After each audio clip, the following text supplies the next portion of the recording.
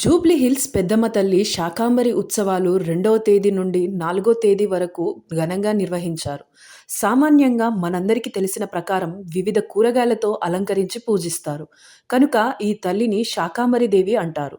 ఈ విధంగా పంట తొలి దశలో ఉన్న సమయంలో అమ్మవారిని పూజించడం వలన పంటలు సమృద్ధిగా పండుతాయని, పంటలకు లోటుండదని విశ్వాసం. ఆహారాన్ని లోటు లేకుండా ప్రసాదించే చల్లని తల్లి శాకాంబరి దేవి.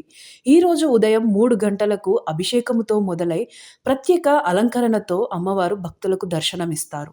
ఈరోజు రాత్రి దేవస్థానంలో అలంకరణ కూరగాయలను భక్తులకు ఇవ్వబడునని ఈవో శ్రీనివాస్ తెలిపారు.